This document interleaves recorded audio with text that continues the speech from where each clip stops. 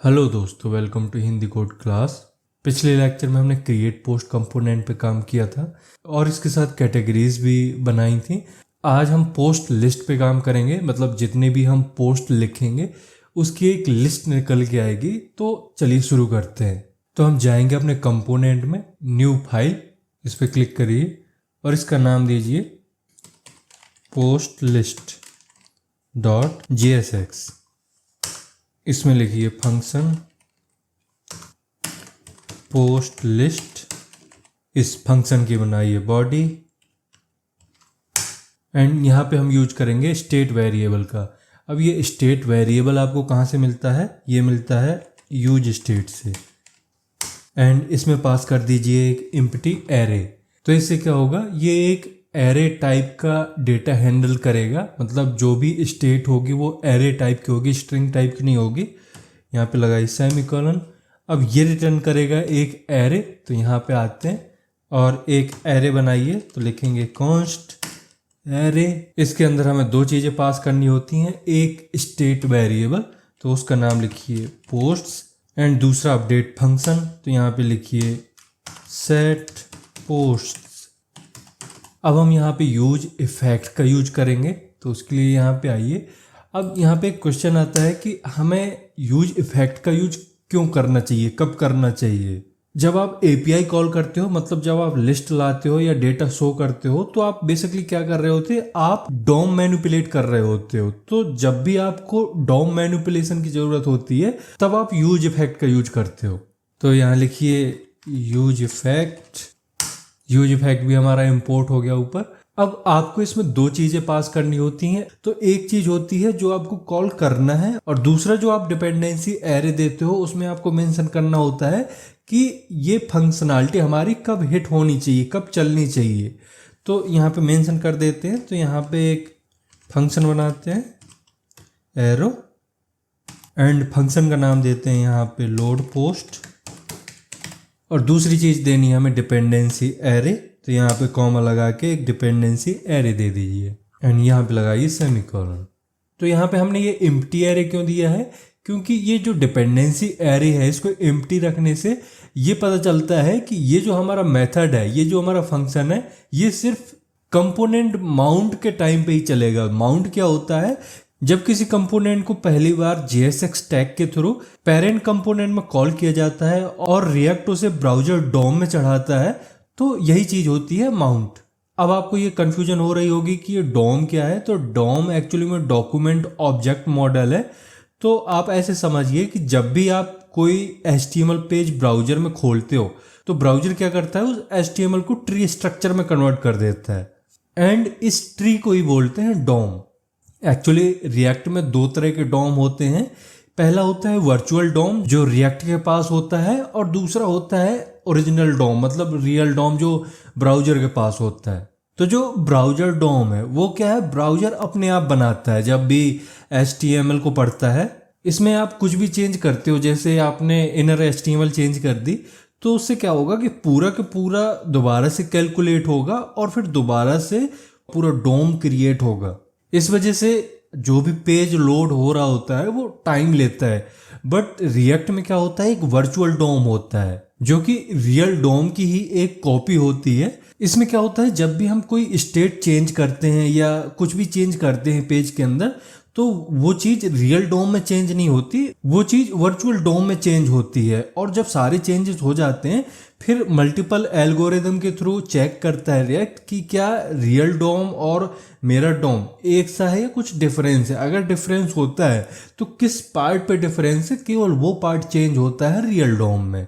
तो इस वजह से ये थोड़ा सा फास्ट हो जाता है। तो अब आपको डोम क्लियर हो गया होगा।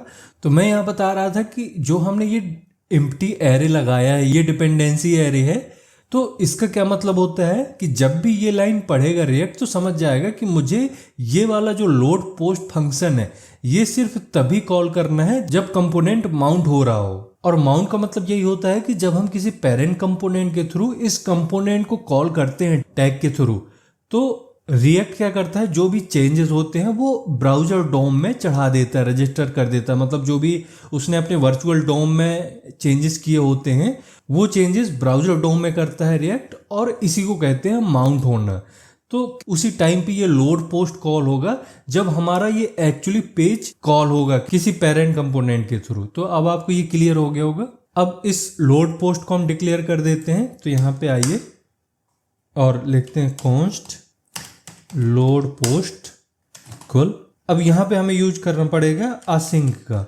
अब ये असिंक हम क्यों यूज कर रहे हैं ये मैं पहले भी समझा चुका हूँ, बट एक बार मैं फिर बता देता हूँ कि जो जावा स्क्रिप्ट होती है वो नॉर्मली सिंक्रोनस होती है। मतलब पहले एक लाइन एग्जीक्यूट होगी, फिर दूसरी, फिर तीसरी, इस तरह से पूरा फ्लो चलता है। लेकिन इस सिंक्रोनस में एक प्रॉब्लम होती है कि मान लो अगर हम कोई एपीआई कॉल कर रहे हैं और कोई डेटा रीड कर रहे हैं या कुछ डेटा हम फैच कर रहे हैं, कुछ ला रहे हैं एपीआई के थ्रू, तो उस डेटा को आने में मान लो थोड़ा टाइम लग रहा है। तो जब तक वो डेटा आ नहीं जाता तब तक नेक्स्ट लाइन एग्जीक्यूट नहीं होगी, पूरा का पूरा हमारा प्रोजेक्ट फ्रीज हो जाएगा। क्योंकि जो जावा स्क्रिप्ट है वो सिंगल थ्रेडेड है, मतलब एक टाइम पे सिर्फ एक ही काम करता है। तो जब तक आपका रिजल्ट नहीं आएगा पूरा का पूरा प्रोग्राम आपका फ्रीज हो जाएगा। तो इस वजह से यहाँ पे एक कॉन्सेप्ट आता है असिंक्रोनस का, क्योंकि इस असिंक के कुछ रोल होते हैं। जब भी आप किसी फंक्शन के आगे असिंक लिखते हो तो फंक्शन ऑटोमेटिकली प्रॉमिस रिटर्न करता है, और असिंक का यूज करके आप इस फंक्शन के अंदर कहीं भी अवेट का यूज कर पाओगे। तो अवेट से क्या होगा, जिस कॉल से आपके पास कुछ रिस्पॉन्स आ रहा है वहां पे आपको अवेट का यूज कर देना है।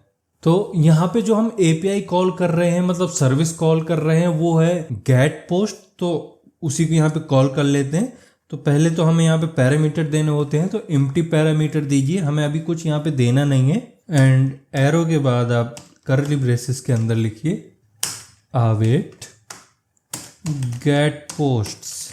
ये शो नहीं कर रहा है, एक बार हम अपनी पोस्ट एपीआई चेक कर लेते हैं। इसमें हमने क्या दिया है, गेट पोस्ट ही दिया है, गेट पोस्ट ही है। हम आते हैं दोबारा से और इसको इंपोर्ट कर लेते हैं यहाँ पे। तो लिखिए इंपोर्ट गेट पोस्ट्स, तो सेकंड नंबर का है, इसको इंपोर्ट कर लिया हमने। अब इसी को कर लेते हैं यूज। तो यहाँ पे दोबारा से टाइप करिए गेट पोस्ट। अब ये रिटर्न करेगा एक रिस्पॉन्स, तो रख लेते हैं किसी वेरिएबल में। तो यहाँ पे आते हैं और यहाँ रखिए कॉन्स्ट रेस इक्वल टू। तो जो भी ये रिटर्न करेगा गेट पोस्ट वो हम इस रेस वेरिएबल में रख लेंगे, और इसी रेस को रख देंगे हम स्टेट वेरिएबल में। तो उसके लिए आपको सेट पोस्ट को कॉल करना पड़ेगा। तो यहाँ पे लिखिए सेट पोस्ट, इसमें पास कर दीजिए रेस डॉट डेटा एंड यहाँ पे सेमीकोलन। अब हो सकता है कि जब हम इस सर्विस को कॉल कर रहे हैं तो हमारे पास एक एक्सेप्शन आ जाए, एक्सेप्शन थ्रो हो जाए। तो एक काम करते हैं, इस पूरे कोड को हम ट्राई के अंदर रख लेंगे। तो यहाँ पे लगाइए ट्राई, और इस ट्राई ब्लॉक के अंदर ही हम ये पूरा कोड रख लेते हैं। तो इसको करिए यहाँ से कॉपी, यहाँ पे करते हैं पेस्ट, एंड इसको हटाने के बाद यहाँ पे लगा लीजिए कैच। इसमें आपको देना होता है एक वेरिएबल। तो यहाँ पे एरर नाम का वेरिएबल दे देते हैं। यहाँ पे आप कुछ भी नाम दे सकते हो, और इसी एरर को हम प्रिंट कर देंगे। तो यहाँ पे लिखिए कंसोल डॉट एरर, एंड इसमें पास कर दीजिए एरर को। तो एरर यहाँ लगाइए सेमीकोलन, यहाँ भी लगा देते हैं सेमीकोलन। अब यहाँ पे लिखते हैं अपने JSX। तो यहाँ पे लगाइए रिटर्न, इसमें लगाइए एक डिव टैग। तो यहाँ पे आते हैं डिव, CSS भी लगा देते हैं, क्लास नेम इसमें empty6 दे देते हैं, टैग को करिए क्लोज। इसके बाद लगाते हैं हम H2, इसमें भी टेलविंड CSS का यूज कर लेते हैं। तो क्लास नेम इसमें दीजिए टेक्स्ट एक्सेल, फॉन्ट कर दीजिए बोल्ड, एंड मार्जिन बॉटम कर दीजिए 4। अब हेडिंग का नाम भी दे देते हैं यहाँ पे। तो इसका नाम दीजिए ऑल पोस्ट्स। अब इसके बाद हमें दिखानी है लिस्ट। तो एक और डिव ले लेते हैं यहाँ पे, डिव क्लास नेम, इसमें दीजिए स्पेस y4। तो इससे क्या होगा, जो भी चाइल्ड एलिमेंट होगा उसमें थोड़ी सा गैप आ जाएगा, हर एलिमेंट के बाद थोड़ी सा गैप आएगा। इस टैग को कर देते हैं बंद। अब यहाँ पे एक एक करके हमें पोस्ट लानी है, तो उसके लिए आप हमेशा मैप यूज करते हो, तो यहाँ पे भी हम मैप का यूज करेंगे। तो यहाँ पे कर्ली ब्रेसेस के अंदर लिखिए पोस्ट्स डॉट मैप। अब ये मैप क्या करेगा, एक एक पोस्ट निकाल के देगा, तो उसको हम रख लेते हैं एक वेरिएबल में। मान लो यहाँ पे हम p नाम का वेरिएबल ले लेते हैं। इसके बाद लगाइए यहाँ पे एरो, और इसमें एक फिर से डिव लगाते हैं क्लास नेम, इसमें दे देते हैं p4 बॉर्डर राउंडेड। इसके साथ ही बैकग्राउंड भी दे देते हैं, ग्रे कलर का देते हैं इसमें, और शेडिंग के लिए इसमें 50 दे दीजिए। इसके साथ ही इसमें हम की भी दे देते हैं, तो यहाँ पे की, और की के अंदर पास कर देते हैं p.id, मतलब पोस्ट की आईडी। इसको करते हैं बंद। अब एक h3 ले लेते हैं और उसमें इसका टाइटल दे देंगे, मतलब पोस्ट का टाइटल दे देंगे। तो h3, इसमें भी CSS दे दीजिए। तो यहाँ पे class name text LG large, font दे देते हैं इसमें सेमी बोल्ड, और यहाँ पे शो करा देते हैं पोस्ट का टाइटल। तो यहाँ पे कर्ली ब्रेसेस के अंदर p.title कर्ली ब्रेसेस क्लोज। इसके बाद पोस्ट का कंटेंट भी दिखा देते हैं। तो यहाँ पे आइए और p टैग के अंदर class name text grey colour में इसकी शेडिंग दे देते हैं। इसमें पास कर देते हैं पोस्ट का कंटेंट। तो इसके लिए यहाँ पे लिखिए p.content कर्ली ब्रेसेस क्लोज।